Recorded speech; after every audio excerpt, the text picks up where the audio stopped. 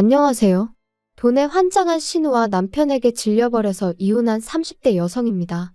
지금도 그 둘을 생각하면 우라가 치미는데, 아니 그렇게 둘이 좋아 죽을 정도면 그냥 둘이서 살지. 뭐 한다고 남편은 저한테 결혼을 하자고 한 건지도 모르겠고, 정말이지 또다시 머리가 지끈지끈 아파오네요. 저는 그래도 어떻게든 가정을 지켜보려고 했어요. 가장 아름다웠던 20대의 남편을 만나 최선을 다해 사랑을 했으니 마무리도 아름다웠으면 했던 거죠. 비록 왕자와 공주님은 아니었어도 오래오래 행복하게 살고 싶었달까요? 하지만 세상 일 뭐 하나 제 마음대로 되지 않듯 결혼 생활도 별반 다르지 않았어요. 남편과 제가 더는 같은 곳을 보고 있지 않았던 데다가 어디서 갑자기 동화로 치면 마녀나 다름없는 신우가 나타나선 말 그대로 분탕질을 해댔으니 남편하고 처음 만난 건 공무원 시험을 준비하면서였어요. 저는 원래 혼자서 공부를 하다가 도무지 집중도 안 되고 불안해서 학원을 등록했는데 남편은 그때 이미 한 번 떨어지고 2년째 준비하던 학생이었죠. 그리고 그런 저희가 서로 안면을 트고 지내게 된 건 학원 시스템이 여러 명이 같이 모여 공부하는 분위기를 장려했거든요. 솔직히 처음엔 그냥 각자 알아서 하게 내버려두지. 애들도 아니고 무슨 조를 짜주나 싶었는데 공무원 시험이라는 게 멘탈 관리가 중요하더라고요. 그러니까 비슷한 상황에 놓인 사람들을 모아놓고 서로 의지할 수 있게끔 분위기를 만들어준 거였지요. 그런데 한심하게 보이겠지만 결국 젊은 청춘들이 한데 있다 보니 그 안에서도 그 와중에도 좋은 감정을 갖게 되고 그렇게 되었네요. 그해 시험에 저희는 둘 다 보기 좋게 떨어졌어요. 냉정하게 말해서 남들은 목숨 걸고 준비하는 시험인데 연애를 해댔으니 결과가 좋을 리가 없었죠. 그래서 저는 억울하기보다는 쪽팔린 마음이 컸고 처음부터 제가 공무원 시험 준비를 하던 걸 반대하시던 부모님께선 이참에 때려쳐라 그러시더라고요. 그리고 워낙 결과가 처참하다 보니 1년 더 해보겠다 소리도 못하겠대요. 그런데 운 좋게도 제가 시험 끝나고 3개월 만에 있던 대기업 공채에 합격을 했습니다. 반면에 남편은 2년이나 쏟아부었는데 이제 와서 관둘 수는 없다며 계속해서 시험 준비를 이어나갔고 그래서 결론부터 말하자면 남편은 정확히 5년 만에 저랑 사귄 지 3년 만에 공무원이 되긴 했어요. 내내 준비하던 7급이 아니라 9급이라서 솔직히 좀 아쉽긴 했지만요. 남편은 발령받고 3달 만에 저한테 프로포즈를 해왔어요. 그런데 사실 저는 이미 5년이나 사귀었으니 오히려 굳이 결혼을 서둘러야겠다는 생각이 없었거든요. 이른 나이에 연애를 시작했다 보니 비록 끝자락이긴 해도 제 나이는 여전히 20대였고 하지만 남편은 남들보다 자기가 사회생활이 늦은 만큼 다른 건 더는 늦고 싶지 않다며 하루라도 빨리 가정을 꾸리고 싶다더군요. 그래서 서둘러 결혼을 추진하게 되었어요. 그런데 황당하게도 남편 쪽, 정확히 말하자면 신우가 저희의 결정에 반대표를 던졌습니다. 이제서야 비로소 남편 출세길이 열렸는데 뭐가 아쉬워서 저랑 결혼을 하냐 막말로 널린 게 여자다. 이제 너 좋다고 달라들 여자가 줄을 설 텐데 너무 성급한 거 아니냐 해가면서 말이죠. 기도 안 차더라고요. 무시하자는 건 아니지만 막말로 무슨 사짜 직업도 아닌데 출세길이 어쩌고 하는 것도 웃기고 직업적으로만 보면 남편이 저보다 좀 안정적이었을 뿐 급여는 제 절반 수준밖에 되지 않았는데 얼마나 손해를 보는 것처럼 말하는 것도 웃겼고요. 그리고 지금 생각해보면 이런 신우의 헛소리를 전달한 남편도 문제였는데 그때는 그렇게 생각을 못하고 저에게 뭐 하나 숨기지 않는다는 사실이 바람직하다고 느꼈는데 정말 눈에 뭐가 씌었던 건가 싶기도 해요. 아무튼 결국 참다 못한 제가 남편더러 신우 좀 어떻게 해보라고 신우의 저 헛소리를 해결하지 못하면 결혼은 못한다 했습니다. 그랬더니 며칠 뒤 다름 아닌 시부모님께서 저에게 연락을 하셔선 따로 만나자시대요. 그리고는 당신들 딸 그러니까 신우가 남편보다 6살 많은데 어려서부터 동생에 대한 애착이 무척 남달랐다 하시더니 첫째라서 책임감이 강하다. 당신들이 좀 오냐오냐 해줬더니 자기가 다 옳다고 생각하는 면이 있다. 그래도 애가 속정이 깊어서 결혼하고 가족이 되면 너한테도 금방 잘해줄 거다 그런 말씀을 하셨지요. 그리고 그때는 신우라는 인간은 제정신이 아닌 것 같아도 시부모님 되실 분들은 다르구나 싶더라고요. 게다가 남편도 앞으로 신우랑 제 사이에 크던 작던 무슨 일이 있으면 무조건 제 편을 들겠다며 자기가 다 미안하다 하니. 그래서 참고 결혼했어요. 까놓고 제가 신우랑 살부비며 살 것도 아닌데 그까짓 거 무시해버리자면서 말이에요. 그런데 막상 식을 올리고 한 몇 달 동안 제가 몸소 신우와 시부모님을 겪어보니 한마디로 집안의 대소사가 전부 다 신우 손에서 결정이 되고 있었어요. 시부모님은 경제력이 없으시다 보니 신우의 벌이에 의존하고 계셨고, 그러니 신우의 말이라면 신우가 성질이라도 한 번 내면 시부모님도 더는 어쩌지 못하시는 게 눈에 보였죠. 게다가 저희 어머님은 원래 사람이 좀 조용하시고 좋은 게 좋은 거라고 둥글게 넘어가시는 편이세요. 아니, 이건 제가 좋게 표현한 거고 실은 당신 의견을 잘 말씀하지 않으시고 우유부단하십니다. 그리고 신우는 이런 어머님의 성격을 도대체 이해를 못하겠다, 답답해 죽겠다 해대면서 매번 자기가 나서서 시어머니 역할을 대신하려 들더라니까요.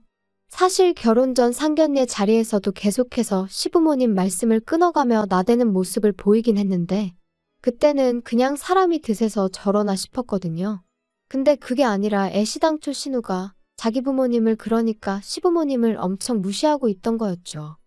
한편 제가 결혼하고 얼마 지나지 않아 외국에서 호텔리어를 하던 제 동생이 한국에 돌아왔어요. 친정아버지께서 같이 사업을 해보자며 동생을 불러들이신 거였죠. 참고로 저한테도 권하시긴 했는데 전 사업 쪽엔 영 관심이 없어서 진작에 거절한 상황이었습니다. 큰 조직과 체계 안에서 주어진 일을 하는 게 솔직히 마음이 편했거든요. 그리고 그때만 해도 제가 이혼을 하게 될 줄은 몰랐고 오히려 남편과 아이를 낳고 그렇게 살 줄 알았으니 사업까지 잘 해낼 자신이 없었던 것도 사실이고요. 그런데 그 사업이란 게 말 그대로 대박이 났어요. 초기 자본금 6억. 적지 않은 돈이 들어간 사업이었지만 전액 회수까지 오랜 시간이 걸리지는 않았습니다. 그리고 그런 와중에 친정아버지께선 저도 많이 챙겨주셨어요. 특히나 제가 그렇게 갖고 싶어 하던 비사의 외제차를 사주시기도 하셨고요. 그런데 그 차를 받은 게 화근이었을까요? 그 무렵부터 남편이 자기도 공무원 때려치고 저희 아버지 밑에 들어가서 사업을 하고 싶다 뭐 그런 소리를 자꾸 하는 거예요. 제가 그건 안 된다고 몇 번이나 얘기를 했는데도요. 표정이 왜 그래? 사무실에서 무슨 일 있었어? 똑같지 뭐. 맨날 싫은 소리나 듣고 내가 그 쥐꼬리만한 돈 벌자고 이렇게 수모를 겪으며 살아야 하는 건가 싶어. 이러려고 5년씩이나 갖다 바쳤나 싶고 아버님이랑 처남은 사장님 소리 들어가면서 일하니 적어도 무시는 안 당할 거 아냐. 서운하다 서운해. 사람마다 하는 일마다 받는 스트레스의 종류가 달라서 그렇지. 아버지도 경수도 다 나름의 고충이 있어. 그러니까 자꾸 비교는 하지 마. 그래도 사장으로 받는 고충이랑 내가 받는 고충이라 같겠냐? 하여튼 자기 일 아니라고 말은. 기껏 걱정해서 한 말인데 무슨 말을 그렇게 해? 나도 지금 하는 일 때려치고 사업하고 싶다니까? 그러지 말고 장인어른한테 다시 한번 얘기 좀 해봐. 아니 사위도 자식이라며 근데 왜 처남만 데리고 사업을 하시는 거야? 막말로 이거 진짜 차별하냐? 진짜 서운하다니까. 그걸 나한테 따져도 소용없어. 아버지가 안 된다고 하셨을 땐 다 아버지 나름대로 이유가 있으신 거니까. 진짜 너도 장인어른도 그러는 거 아냐? 아니면 혹시 돈 좀 해달라고 하면 어때? 뭐라고? 그게 무슨 소리야? 사업을 하고 싶으면 당신이랑 나랑 일단 돈을 모아서 그리고 이후에 하든 말든 해야지. 왜 당신이 사업을 하는데 우리 아버지한테 돈을 해달라고 부탁을 드리래? 절대 안 돼. 매번 남편이 때려치고 사업이나 할까 어쩔까 해댈 때 저는 솔직히 그저 푸념이라고만 생각했어요. 누구나 가슴속에 사표 한 장 품고 다닌다는 말처럼 그냥 하는 소린 줄로만 알았죠.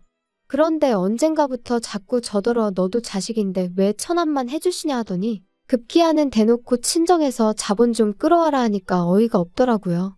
그런데 여기서 끝이 아니었습니다. 안 된다고 했으면 싫다고 했으면 그런 줄 알면 되지. 그걸 신우한테 이야기를 한 거죠. 올케 우리 얘기 좀 하지? 무슨 일 때문에 그러세요? 장훈이가 올케한데 서운해하더라. 일 관두고 뭐 다른 것 좀 해보고 싶은데 협조를 안 해준다며. 협조를 안 해준다기보다 형님도 아시다시피 지금 직장 들어가려고 그 사람이 애 많이 썼잖아요. 그런데 이제 와서 갑자기 왜 저러는지 모르겠거든요. 마누라는 떡하니 외제차 끌고 다니는데 지는 똥차 끌고 다니고 그러니 걔가 기분이 좋겠어. 거기다 올케 아버지고 동생이고 사업해서 돈을 쓸어 담는다며? 장훈이도 보고 듣는 게 있으니 그렇지. 아니 왜 안 껴주신다는 거래? 안 껴주실 거면 막말로 좀 도와주시던가. 막말로 장훈이가 사업해서 올케네 식구들처럼 대박치면 올케는 이러나 저러나 손해볼 거 없이 좋잖아? 사업이라는 게 한두 푼 드는 일도 아니고. 그리고 친정이랑 돈 문제로 엮이는 거 싫어요. 결혼할 때 도와주신 것만으로도 저는 충분하거든요. 올케는 왜 자기 자신만 생각해? 너무 이기적이다. 식구들이 원래 다 그렇게 이기적인가 봐? 그러니까 사위고 매형이고 남편인 우리 장훈이가 저렇게 서운해하는데도 누구 하나 먼저 손 내미는 사람이 없지. 말 좀 가려가며 하세요. 막말로 그렇게 안쓰러우면 형님이 뭐라도 하나 차려주시면 되겠네요. 진짜 마누라가 돼서는 내조냐고 하는 건 쥐뿔도 없고 내가 그때 어떻게든 니들 둘이 결혼 못하게 했어야 하는데. 그때도 저는 신우의 그런 폭언이 솔직히 처음도 아니었고 그래서 아주 남매가 쌍으로 난리구나. 별로 개의치 않았어요. 평소에 그렇듯이 이러다 말겠지 했던 거죠. 그런데 어이없게도 신우가 저 몰래 저희 친정아버지한테 연락을 드렸더라고요. 평소 제 행실 때문에 저희 부부가 이혼위기에 놓였다면서 거기에 관해 어른들끼리 이야기를 좀 나누자면서요. 그리고 저희 친정아버지는 그때만 하더라도 신우가 단순히 시부모님 대신 약속을 잡는 정도로만 생각을 하셨지 신우가 자리에 직접 나올 줄은 상상도 못 하셨답니다. 요새 잘 나가신다는 이야기는 들었는데 오늘 보니 틀린 말은 아니네요. 거두절미하고 말씀드릴게요. 사위도 자식이라는데 너무하신 거 아닌가요? 사위도 자식 맞지요. 하지만 공과 사는 구분해야 하지 않겠습니까? 아드님하고 하시는 사업이 공이고 사위는 살아서 못 껴준다니 지나가던 걔도 들으면 웃겠네요. 말씀을 그런 식으로 하신다니 더 알아듣기 쉽게 말씀을 드려야겠네요. 아들은 아들이기 이전에 사업 파트너로 필요한 역량이 갖춰져 있는 인재입니다. 하지만 사위는 뭘 할 수 있나요? 제가 보기에 사위는 일머리는 어떨지 몰라도 사업을 할 제목은 못 됩니다. 그리고 어째서 사돈 아가씨가 나왔습니까? 나랑 만나는 걸 부모님도 아세요? 부모님 뜻이 제 뜻이고 제 뜻이 부모님 뜻이라 생각하시면 되세요. 아무튼 말이 영 통하질 않는 게 올케가 누굴 닮아 저러는지 잘 알겠네요. 그렇게 딸 결혼 생활에 소금을 치셔야겠다니 유감입니다. 아무튼 올케가 이혼녀가 되기라도 하면 사돈어른 때문인 줄 아시면 되고요. 그리고 이렇게 만났으니 하는 말인데 다른 남자들 같으면 5년 동안 만났다는 이유로 결혼 안 해요. 근데 제 동생이요? 애가 워낙 순하고 착하니 그렇게 책임지려고 안 해도 된다. 그 여자애도 즐길 대로 다 즐겼다 말을 해줘도 자기 아니면 안 되는 여자라면서 그렇게 올케랑 결혼한 거예요. 그런데 올케가 해온 게 뭐가 있어요? 아무튼 다들 왜 이렇게 양심이 없는지 몰라. 그리고 저희 아버지께서 그런 신우에게 지금 뭐라고 하는 말씀과 함께 쿵소리가 났고 거기까지가 끝이었습니다.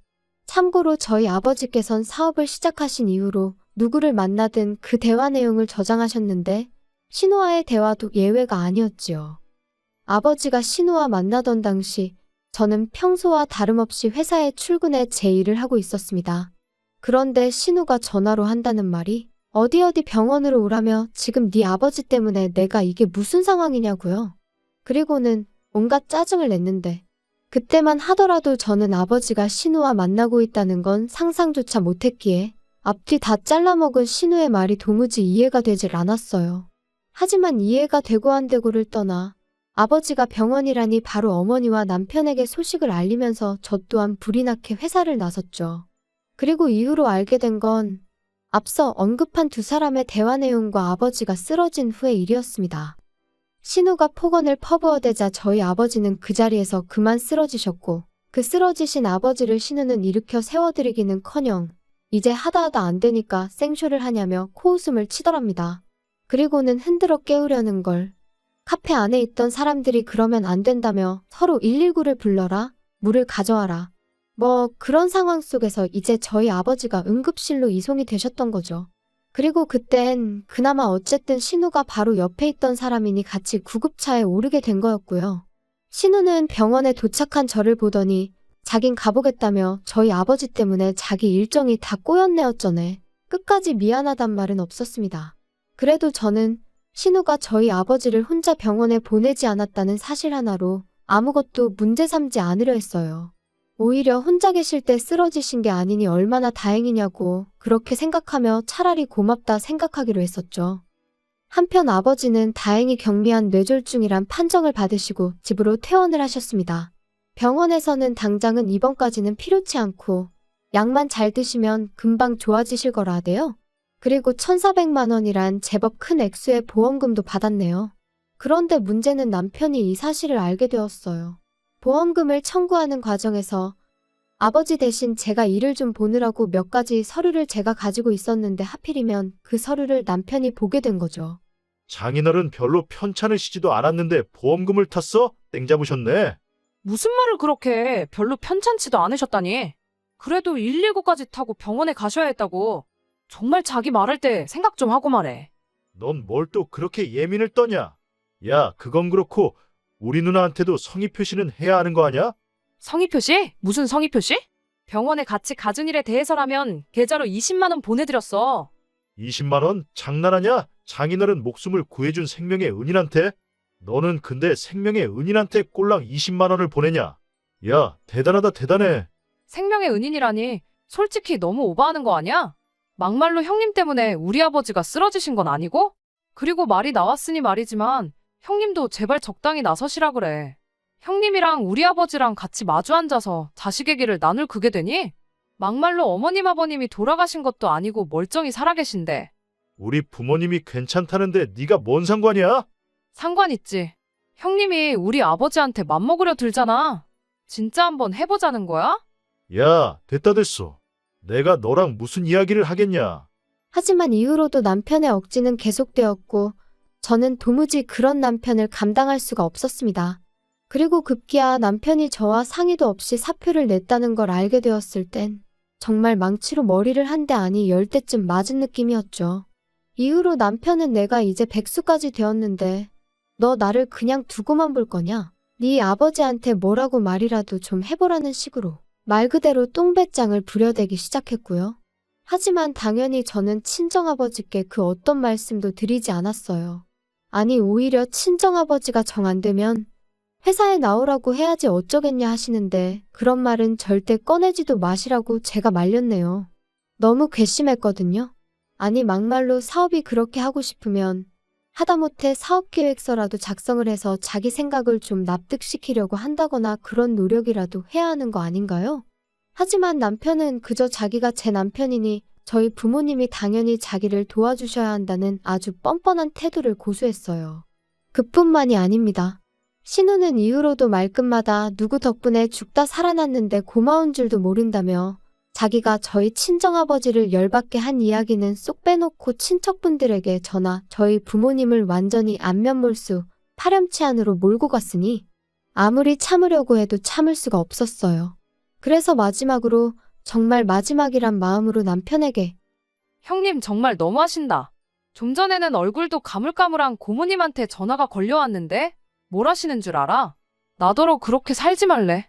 형님이 도대체 뭐라고 하셨길래 세상에 결혼식 때 딱 한 번 뵌 고모님이 그런 말씀을 하셔? 당신이 형님한테 제발 좀 그만하라고 말 좀 해. 내가 왜 누나가 누나 입으로 자기가 하고 싶은 말을 한다는데 내가 그걸 어떻게 막냐? 언론의 자유라고 들어본 적 없냐? 그게 지금 말이 된다고 생각하는 거야? 진짜 형님도 당신도 말도 안 되는 억지 좀 제발 그만 써. 남매 아니랄까봐. 그러니까 나는 남매라서 우리 누나 동생이라서 누나한테 이래라 저래라 하기 싫으니까 욕먹기 싫으면 지금이라도 누나한테 죄송합니다 하고 줄 건 주고 네가 잘하면 되겠네. 정말 그렇게 나온다 이거지? 그러니까 당신은 나랑 형님 사이에서 형님 편이다 이거네? 아무렴 당연하지. 우리 누나는 이러나 저러나 나를 위해선 뭐든지 할 사람이지만 너야말로 나랑 장인어른 사이에서 장인어른 입장만 생각하잖아. 그래 그럼 우리 결론 났네. 당신은 형님이 중요하고 나는 당신 말대로 우리 아버지가 중요하니 못하러 같이 살아? 막대 먹고 날강도 같은 당신 누나도 당신도 지긋지긋했는데 이제 다 끝이야. 그런데 어이없게도 막상 제가 남편과 이혼하기로 하니 신우가 그때부터 그전과는 전혀 다른 태도를 취하기 시작했습니다.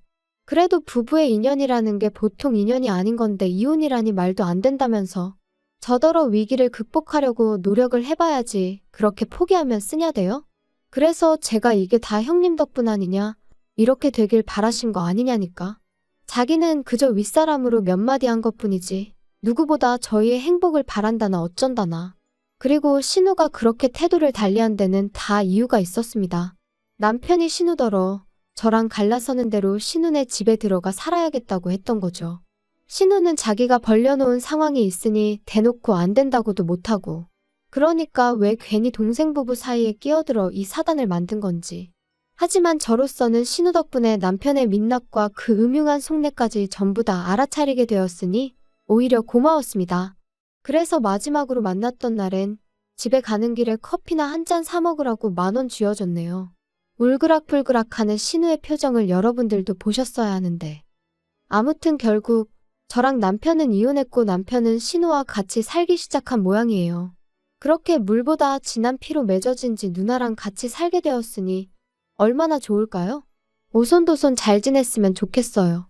괜히 저 말고 또 다른 불쌍한 여자 팔자 꼬아놓지 말고 어떻게 마무리를 해야 하나 싶은데, 혹시 주변에 자기 건 자기 거, 남의 것도 자기 것이라고 착각하는 사람들이 있다면 참지 말고 꼭 확실히 선을 그으시라고 말씀드리고 싶어요. 확실히 말해도 못 알아들은 척 고집 부리는 인간들이 많은 게 함정이긴 한데, 괜히 애매한 모습을 보였다간 휘둘리기 쉽상이겠다는 걸 제가 이번에 뼈저리게 배웠거든요. 여러분은 저와 같은 실수는 하지 않으셨으면 좋겠습니다. 그나저나 요새 날씨가 따뜻했다 눈왔다. 도무지 종잡을 수가 없네요. 이럴수록 감기 조심하셔야 하는 거 아시죠? 건강 유의하시고 항상 즐거운 일만 있으시길 바라겠습니다. 감사합니다.